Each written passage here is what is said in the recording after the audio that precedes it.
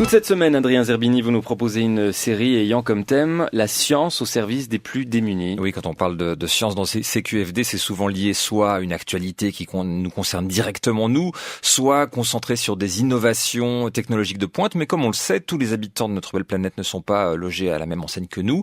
Et je trouvais pertinent de s'intéresser à ces chercheurs et à ces innovations qui tentent d'améliorer le quotidien des plus démunis.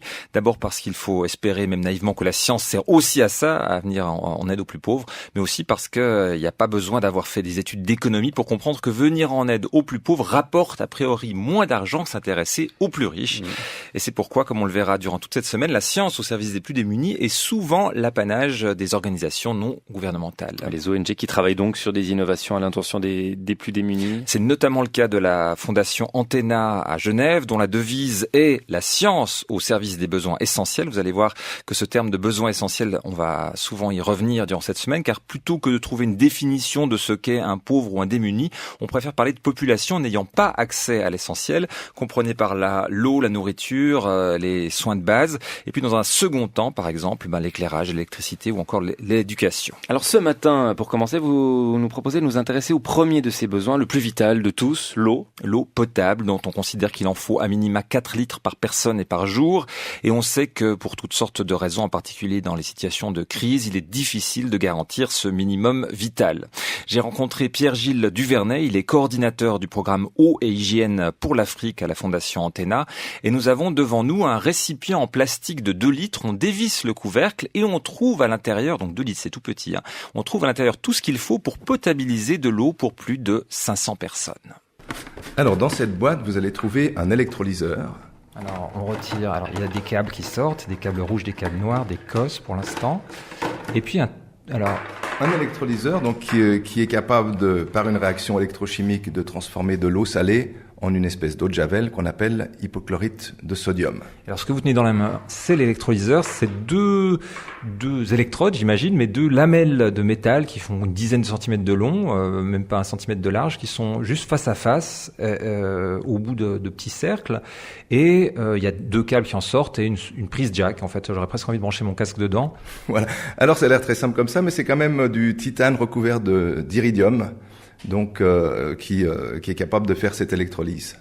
Il suffit de faire tremper cet électrolyseur qui a la taille en fait d'un doigt dans le petit récipient de 500 millilitres qui a été préalablement rempli d'eau salée et de disposer de 3 heures de temps. Et au final, on va disposer d'une solution d'hypochlorite de sodium à 6 grammes litre, donc une espèce d'eau de javel plus diluée. Et alors ensuite, effectivement, une fois qu'on a fait ça, imaginons qu'on est sur le terrain, on n'est pas très sûr du courant électrique, on n'est pas très sûr s'il y a des panneaux solaires. Évidemment, il faut vérifier ce qu'on vient de produire, si c'est vraiment cette hypochlorite de sodium à la dilution voulue. Oui, alors c'est là que nous avons mis au point un réactif qui permet de manière simple de doser le produit au final. Juste en comptant les gouttes et en divisant le nombre de gouttes, ce qui nous permet de savoir si on a bien réussi notre production. Donc c'est ces petits flacons qu'on voit là. Flacons de boîte à test. Et donc on met les gouttes dedans et qu'est-ce qui se passe alors ? Alors on prend un échantillon et on ajoute quelques gouttes, on divise par 2, il y a une réaction iodométrique qui nous permet de vérifier la concentration du produit. Ça veut dire quoi ? Ça change de couleur ? Qu'est-ce qui se Oui, passe ? c'est un test colorimétrique, voilà. C'est-à-dire on compte les gouttes et quand tout d'un coup les gouttes tombent, le produit ne change pas de couleur et juste au moment où ce qu'on appelle un virage se fait, l'échantillon devient noir ou bleu. À ce moment-là, ça doit nous donner 6 grammes par litre de chlore actif. Ok, donc un système simple. Et là ensuite, imaginons 2 utilisations possibles. Une utilisation désinfectant, ça veut dire sanitaire, médicale ou autre. On a 2 possibilités. On a la potabilisation ou alors tous des programmes de désinfection. On peut donc désinfecter par exemple les latrines dans les prisons, ce que nous faisons avec le CICR au Rwanda. On peut désinfecter des chaises d'accouchement dans les maternités, des sols dans les salles d'opération, décontaminer du matériel chirurgical. Donc je dis bien décontaminer, pas stériliser, puisque on n'a pas le pouvoir de stériliser avec ce produit. Et puis évidemment, deuxième utilisation, potabilisation de l'eau. Et donc là, avec ce petit flacon qu'on a devant les yeux et 3 heures, on crée cette hypochlorite qu'on va mélanger. Donc on a 500 millilitres, ça veut dire à 2000 litres d'eau, 2 mètres cubes. Voilà. Et puis on attend ensuite combien de temps pour que ce soit efficace ? Alors si on veut que l'hypochlorite agisse et tue les bactéries, il faut attendre 30 minutes. Et ensuite, là, on va vérifier si on a vraiment ce qu'on appelle le chlore résiduel. C'est-à-dire, est-ce qu'il restera à la fin du processus du chlore qui nous permette de stocker cette eau pendant 24 heures sans qu'elle se repollue et qu'elle ait encore un pouvoir désinfectant. Donc là, c'est le réactif Watablue. Il suffit de mettre une goutte dans une petite éprouvette. Et si ça reste transparent, c'est qu'on est en dessous de 0,5 ppm, donc c'est pas bon. Si c'est bleu clair, c'est entre 0,5 et 1, c'est bon, c'est les recommandations de l'OMS. Et puis si c'est plus que 1, donc là, ça sera bleu foncé. Et généralement, l'eau, à ce moment-là, elle n'est pas très bonne. Et puis on peut le faire dans des cas de choléra, surdoser un peu, mais normalement, on vise entre 0,5 et 1. C'est de l'eau trop chlorée, quoi. C'est un peu ce qu'on a dans certains. Voilà. On a un goût de chlore, quoi. Voilà, un petit goût de chlore. Mais qui est apprécié par les populations dans des périodes de choléra. Comme ça, elles sont sûres que leur eau est bien désinfectée. Donc évidemment, vous avez mentionné quelques applications de désinfection. Et j'imagine que c'est également utilisé dans différents projets sur le terrain par des ONG ou des infrastructures pour la potabilisation. Vous avez quelques exemples ? On a Médecins sans frontières, on a l'aide humanitaire suisse, donc qui dépend de la direction de la coopération suisse, qui l'utilise en cas d'urgence dans les camps de réfugiés. Le HCR aussi l'utilise. Quand tout d'un coup vous avez 120 000 personnes qui se déplacent, il faut potabiliser l'eau assez rapidement. Donc là, on a toute une gamme d'appareils. Donc on n'en a pas encore parlé, mais on a le petit qu'on a présenté, les yeux, là, ouais. Qui est grand comme un doigt, jusqu'au Maxi Wata qui peut faire de l'eau pour 120 000 personnes par jour. Donc on passe de 500 à 120 000. Et le plus gros est pas plus gros qu'un sac à main. Donc c'est vraiment pratique à transporter. Et on a donc des programmes écoles au Burkina, au Népal, des programmes dans les hôpitaux, principalement au Burkina Faso et puis en Zambie avec l'UNICEF. Donc ça, c'est des programmes de désinfection. Et du recul pour dire, maintenant on sait, ça fait combien d'années que cet appareil fonctionne ? Ça fait une dizaine d'années. Le recul, on a aussi quand même la validation des remerciements ou des satisfecit de différents ministères de la santé de différents pays, et puis le fait que ces grandes ONG nous recommandent du matériel.